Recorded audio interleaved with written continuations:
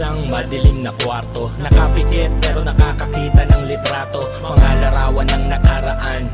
Tulad ng isang anino na palagi kang sinusundan, ganun pa man sarili ko'y nakakapanibago. Nangyari lang naman ito nung wala na tayo, at buti na lang ay merong pampulang kabayo at sigarilyo na kasing taba ng tabako. Noon ang tabako kaso biglang pumayat, hindi sa walang makain, inisip ko lang lahat. Inisip ko paulit-ulit, bakit ka naging masungit? Bakit kailangan gumawa ng dahilan upang magalit? Para may mapag-usapan at may mapag-awayan, hihingi pa rin ng sorry kahit di ko kasalanan. Tinatanggap ko yan dahil ako'y nagmamahal. Handa kong ibigay lahat upang tayo ay magtagal.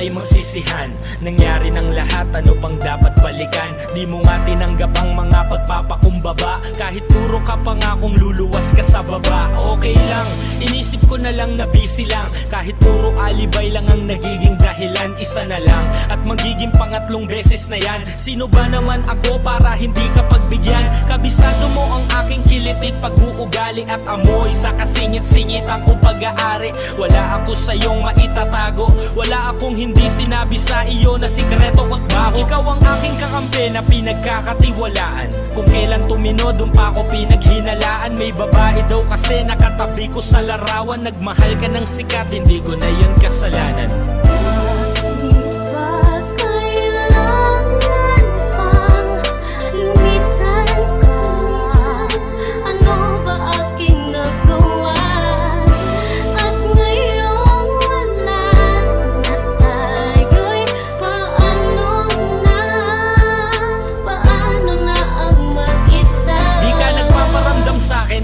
Ano na tayo? Paano pa mabubuo ang plano kung galit pa tayo? Ilang tulog na lang, magtatatlong taon na tayo, tapos sasabihin mo sa akin ngayon wala na tayo. Ang bilis mo magpasya, bakit meron na bang iba? May ibang lalaki na ba sa iyo'y nagpasaya? Mabilis ka magtiwala sa hindi mo kilala, at ilang beses mo na akong pinagmumukhang tanga. Inisip ko kung isip bata o ganyan ka talaga, at ang ating relasyon di mo binigyang halaga. Masaya kang gumigimik na kasama mo sila, habang ako'y naghihintay ng text mo kahit na isa. Ngayon sino ba sa atin ang lubos na nawalan? Nagseryoso na nga, bakit nakuha pang saktan? Parehas ang kinahiligan natin at nagustuhan, at wala kang dahilan upang di maintindihan. Sana naging masaya ka nung panahon na tayo pa, dahil wala kong hinangad kundi ang lumigaya ka. Hanggang dito na lang siguro, at palagi kang mag-ingat. Isipin mo na lang na di nangyari to lahat.